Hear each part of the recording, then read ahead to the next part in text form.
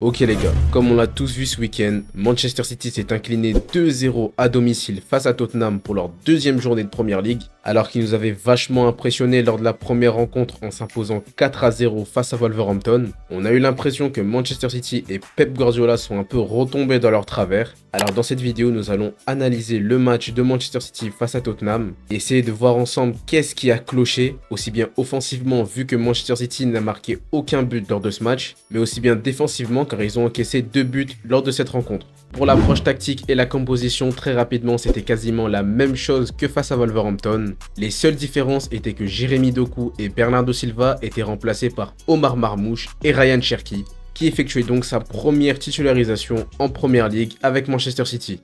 Lors de cette rencontre, on a pu voir un Ryan Cherki très actif, qui a beaucoup pressé, qui a beaucoup désonné pour venir aider Manchester City à la construction. On a également vu un Erling Haaland qui venait parfois désonner, mais très bien suivi par les joueurs de Tottenham qui, vous le verrez, ont effectué vraiment un très gros match dans l'intensité et dans le pressing. Donc regardez par exemple la 7e minute de jeu, Erling Haaland est quasiment dans un poste de milieu défensif.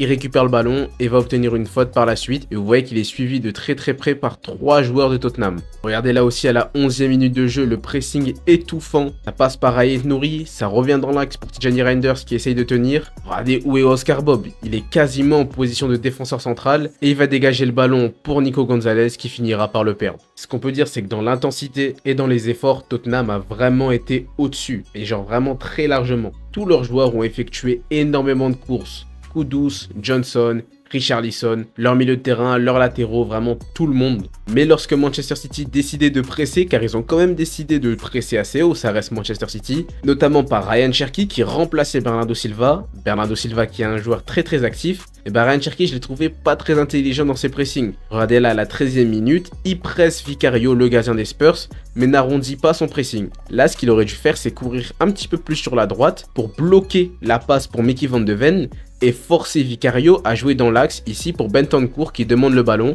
suivi de très près par Tijani Reinders. Mais Ryan Cherki a décidé de le presser en courant tout droit, donc Vicario a tranquillement pu donner à Van de Ven sur le côté qui avait tout son temps pour relancer derrière. Même situation ici, Van de Ven retourne vers son gardien Vicario, Ryan Cherki presse en ligne droite, personne ne prend Van de Ven, et Vicario a juste à lui faire une passe très simple, et Ryan Cherki on peut le voir ici qui râle, et se demande pourquoi il n'y a personne ici. Et même ça, il aurait dû faire la course en bloquant Van de Ven, ce qui aurait forcé Vicario à jouer dans l'axe. Et dans l'axe, il y avait déjà Omar Marmoush qui était prêt à surgir, donc ça aurait été plus intéressant de presser en arrondissant sa course. Donc c'est un point sur lequel Ryan Cherki va devoir travailler s'il veut remplacer Bernardo Silva dans cette composition Citizen. Ensuite, techniquement, le match de Manchester City a été assez compliqué. Ici, Ryan Cherki dézone à la 19e minute. Ensuite, il retrouve son poste. Ruben Dias va le trouver entre les lignes. Très bon placement. Jusqu'ici, tout va bien. Il voit Omar Marmoush qui part en profondeur. Il lui donne directement, mais la passe est très mal dosée. Manchester City qui perd donc un ballon très intéressant d'attaque rapide. Si ce n'était que ça aurait pu aller. Et 25e minute, Rico Lewis se faufile dans l'axe, décale un ballon pour Ryan Cherki qui est encore une fois très bas sur le terrain. Tijani Reinders voit ça et décide de déclencher un appel dans le dos de la défense entre Bentancur et les deux défenseurs, ce qui force donc le latéral espagnol de Tottenham, Pedro Porro, à suivre le milieu de terrain de Manchester City dans sa course. Et comme le latéral a décidé de revenir dans l'axe, l'ailier est libre, donc Omar Marmoush ici présent. Ryan Cherki comprend tout et décide d'envoyer une belle passe en profondeur lobée vers Omar Marmoush. Mais à la surprise générale, Omar Marmoush loupe complètement son contrôle. Le ballon file en touche, Omar Marmoush s'en veut, mais le mal est fait.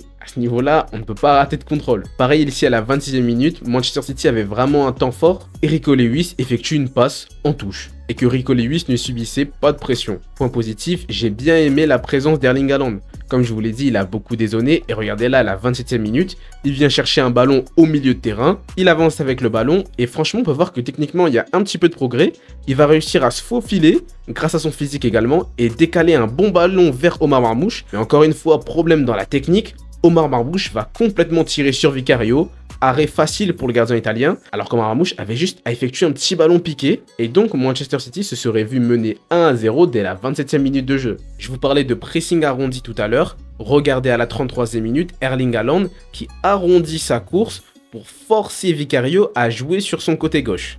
C'est chose faite, il trouve Van de Ven qui est complètement esselé. Vous voyez là, il a vraiment pas beaucoup de solutions de passe. Ce qu'il doit faire, c'est dégager. Il ne le fait pas et se fait reprendre le ballon. Les Citizens jouent rapidement dans l'axe vers Tijani Reinders qui est complètement seul vu que Van de Ven est complètement isolé sur le côté gauche. Et Tijani Reinders va la remettre en une touche à personne et le ballon file en sortie de but. Encore une fois, comme je vous l'ai dit, énormément de déchets techniques de la part des Citizens dans ce match. Sur la sortie de but, Vicario va décider de jouer court et Pedro Porro va allonger un long ballon. Déviation de la tête, Richarlison n'est pas hors jeu et Brennan Johnson peut être trouvé dans l'axe, il est seul et il va finir 1-0 pour les Spurs à la 34e minute de jeu. Alors que franchement, Manchester City dominait de la première à la 30e minute de jeu. Et après ce but, Manchester City n'a vraiment quasi plus existé dans ce match. Quand on parle d'erreurs techniques, comment ne pas parler de celle de James Trafford, nouveau gardien de l'équipe de Manchester City qui avait effectué un bon match contre Wolverhampton, alors que Ederson est décrié et poussé vers la sortie selon les médias, que Donnarumma se rapprocherait de Manchester City.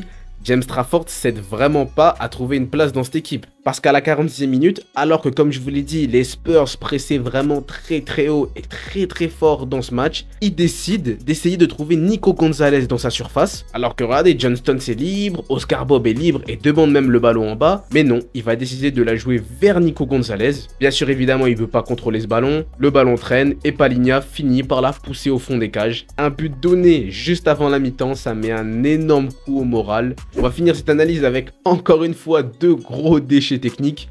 Ici, très bon pressing d'Oscar Bob sur Mickey Van de Ven. Il récupère le ballon, c'est Erling Haaland qui suit derrière, qui veut glisser le ballon à Ryan Cherki qui aura plus qu'à la pousser après. Mais non, Erling Haaland la donne beaucoup trop fort. Et il n'arrive pas à marquer sur une situation où normalement la passe doit être faite, le tir doit arriver et c'est 1-2 directement juste après la seconde mi-temps. Et pour finir, le moment où j'ai compris que le match était terminé, Tijani Reinders récupère le ballon au milieu de terrain et va tout simplement décider de dégager le ballon pour personne. Ça, c'était l'analyse du match. Alors, comme on l'a vu, il y a eu énormément de déchets techniques de la part des Citizens. Bien sûr, ça ne veut pas dire qu'ils sont complètement morts, que la première ligue c'est fini, qu'ils sont nuls, qu'ils n'ont pas progressé, etc. Mais au moins, ça met en réalité ce que je vous disais la semaine dernière. Oui, ils avaient gagné 4-0 face à Wolverhampton, mais c'était la première rencontre face à un Wolverhampton qui a vu énormément de leurs gros joueurs partir au cours de l'été. Mais j'ai vu quelques points intéressants dans ce match. J'ai bien aimé le match de Nico Gonzalez. Il essaye de remplacer Rodri, c'est quelque chose de pas facile. Rodri devrait revenir après la trêve internationale selon Pep Guardiola. J'ai aimé que Erling Haaland vienne chercher le ballon de plus bas parfois. Souvent on reprochait à Haaland d'être trop laxiste, de ne pas participer à la construction du jeu de Manchester City. Là pour le coup j'ai trouvé qu'il était quand même là. Et le fait que Ryan Cherki fasse des efforts, ça m'a plu. Même si encore une fois on a vu que les efforts devront être mieux faits par la suite. En gros point négatif, Omar Marmoush, ça a été le premier remplacé, il a vraiment pas fait un gros match. Et on commence à se poser des questions sur son niveau sur l'aile gauche. Parce que dans l'axe, moi j'ai aucun doute sur le fait qu'Omar Marmoush peut être dangereux. Donc que ce soit en tant que numéro 9 ou juste derrière l'attaquant. Mais sur l'aile, je trouve qu'il devrait être accompagné par un latéral un petit peu plus excentré. Et que Omar Marmoush jouerait un petit peu plus vers l'intérieur du jeu. Et là, il serait vraiment une vraie menace grâce à son énorme qualité de frappe. Décevant, Tijani Reinders, évidemment, il a manqué pas mal de choses techniquement. Je ne l'ai pas trouvé au rendez-vous défensivement. Et évidemment, énorme point négatif pour James Trafford. Effectuer une passe décisive pour l'adversaire lors de sa première journée à domicile, c'est vraiment pas terrible. Les supporters l'ont sifflé, ce que je n'ai pas du tout apprécié. C'est pas en sifflant sur un gardien à qui on a mis énormément de pression pour remplacer l'ancien qui va le permettre d'élever son niveau de jeu. C'est un enfant du club, il a la volonté de devenir gardien numéro 1 à City. Je pense qu'on peut lui pardonner, c'est que la deuxième journée, c'est pas très grave. Et même s'il n'aurait pas fait cette erreur-là, je pense que Manchester City n'aurait pas gagné ce match au vu de ce qu'ils ont proposé dans l'ensemble. Ce dimanche, Manchester City joue son dernier match avant la première trêve internationale de cette saison 2025-2026. Ce sera face à Brighton. Brighton qui a perdu 2-0 face à Everton ce week-end, avec au passage 2 passes décisives de Jack Grealish, l'ancien Citizen dans ce match. Donc pour le match face à Brighton, voici la compo que je verrai. J'alignerai quand même James Trafford dans les cages, car il faut lui redonner de la confiance. On rappelle qu'il a quand même été sifflé pour son premier match de la saison 2025-2026 à domicile. Je vais aligner Stones à droite dans le poste de Rico Lewis. Je pense que Rico Lewis est trop fragile et qu'il sera vraiment intéressant contre les petites équipes, Wolverhampton, Burnley, etc.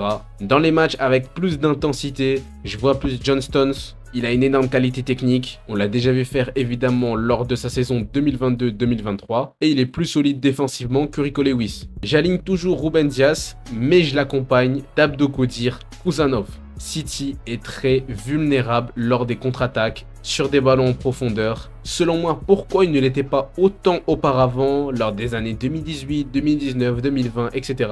Car il y avait Kyle Walker, un joueur super intelligent, super bien placé, super rapide. Et lors des années 2024, 2025, quand Walker était devenu un petit peu moins physique, un petit peu moins rapide, etc., on a commencé à voir un Manchester City qui prenait beaucoup de ballons dans le dos. Moi, ce n'est pas une coïncidence. C'est parce qu'il manque ce joueur qui couvre les grands espaces. Kuzanov, c'est vraiment un joueur ultra rapide. Pep Guardiola l'a lui-même dit en conférence de presse, c'est l'un des joueurs les plus rapides qu'il a vu dans sa carrière. Kuzanov, balle au pied, c'est beaucoup moins fort qu'un Stones, qu'un Gvardiol, qu'un Ake, etc.